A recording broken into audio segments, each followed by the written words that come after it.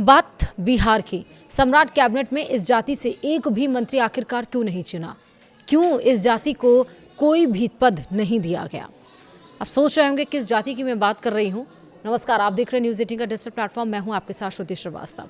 मुख्यमंत्री सम्राट चौधरी के नए मंत्रिमंडल में जातीय संतुलन साधने की कोशिश साफ दिखाई दी। एनडीए ने सवर्ण, पिछड़ा, अति पिछड़ा, दलित और मुस्लिम समुदाय को प्रतिनिधित्व दिया है, लेकिन कायस्थ समाज को इस बार एक भी मंत्री पद नहीं मिल पाया। वहीं राजपूत, भूमिहार और अति पिछड़ा वर्ग को मजबूत हिस्सेदारी दी गई है।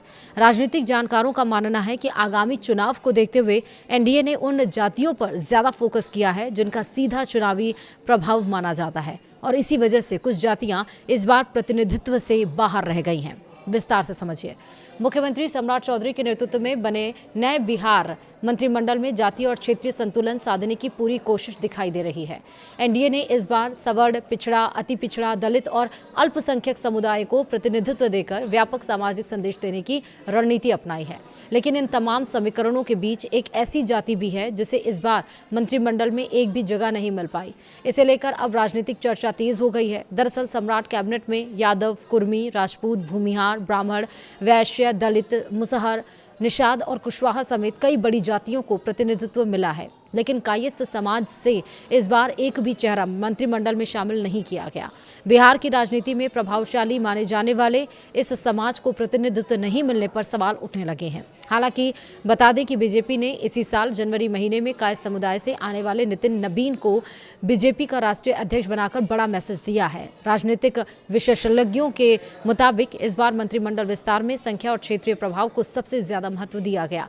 कायस्थ समाज से दावेदार जरूर थे, लेकिन जातीय संतुलन और सीटों की सीमित संख्या के कारण किसी को मौका नहीं मिल पाया। कुछ जानकार ये भी मानते हैं कि बीजेपी और जेडीयू दोनों ने इस बार उन जातियों पर ज्यादा फोकस किया है जिनकी ग्रामीण क्षेत्रों में बड़ी संख्या और आगामी यूपी चुनाव पर ज्यादा प्रभाव देखने को मिलेगा। वहीं बीजेपी ने बिहार में सम्राट सरकार बनने से पहले ही कायस्थ समुदाय को बड़ा संदेश देते हुए नितिन नवीन को बीजेपी का राष्ट्रीय अध्यक्ष बना दिया था। ऐसे में मंत्रिमंडल विस्तार में कायस्थ समाज का प्रतिनिधित्व पीछे छूट गया। इस बार कैबिनेट विस्तार में सवर्ण समाज के भीतर राजपूत और भूमिहार नेताओं को ज्यादा प्राथमिकता मिली है।